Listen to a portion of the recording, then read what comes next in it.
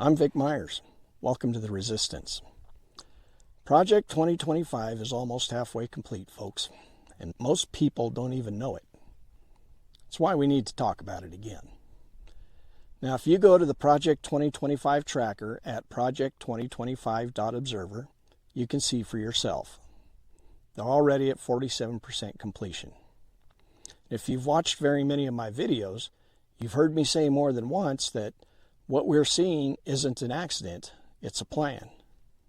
All of the radical actions of this administration, National Guard deployments, federal agencies dismantled, the Gestapo snatching people off the street, and the so-called Big Beautiful Bill, what I call the Trump tax, and the government shutdown even. This is the Project 2025 plan in motion.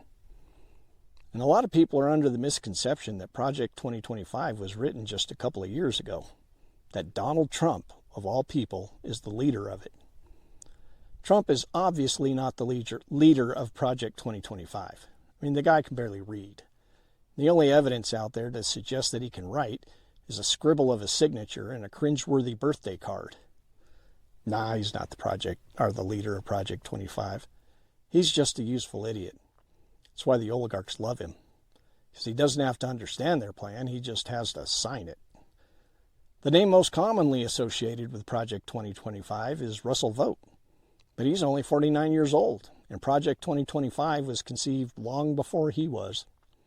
He's just the guy who got the byline when the oligarchs decided it was time to make their treasonous plan public.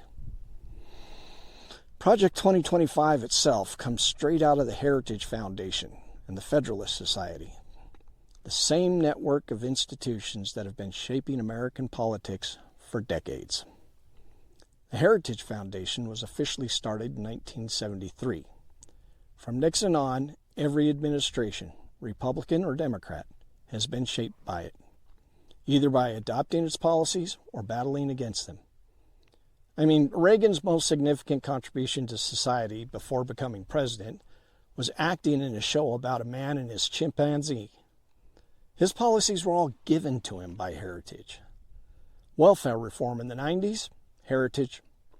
The individual mandate in the Affordable Care Act, that was a Heritage Foundation policy first written as their conservative alternative to single-payer health care. The Democrats adapted it thinking, hey, maybe it'll get us some bipartisan support. It didn't.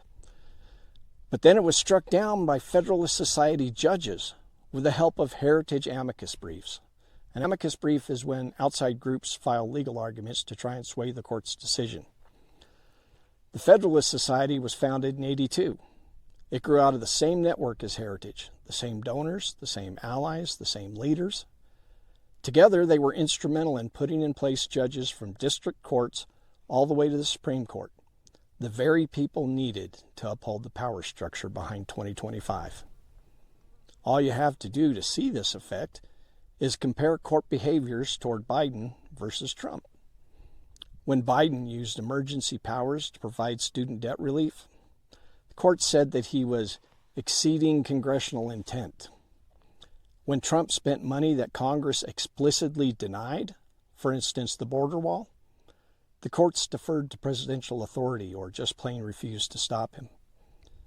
When Biden used his regulatory authority given by Congress to address climate change, the court blocked him. When Trump dismantled congressionally mandated agencies, the court deferred. These are just two of many examples. So we have decades-old organizations developing and working on a plan. We have a useful idiot. And we have one arm dictating policy while another controls the courts. And that's how decades of planning became today's reality. A government run by oligarchs, enforced by judges, and fronted by a showman. That's where we're at today. And the bad news is that with Project 2025 being almost 50% complete already, it remains a significant and existential threat to American democracy. This is something that we cannot forget. It's something that we must keep at the forefront of American discourse and resistance. But here's the good news. The foundations of Project 2025 began well over 50 years ago. It was designed by a group of people living in an age of analog media. They had no concept of the technology we have today, the communication resources we have today, or our ability to connect with each other and form communities that we do now. This playbook was written for a world that no longer exists. Ours is a world of instant communication, grassroots organizing, and a people who can out-connect, out-share, and out-organize them. That's why we still have hope.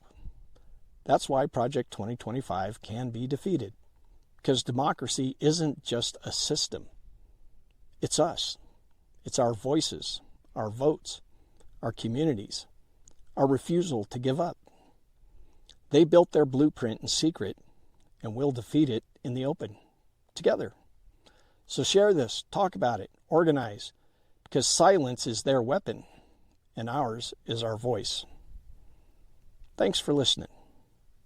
Good day.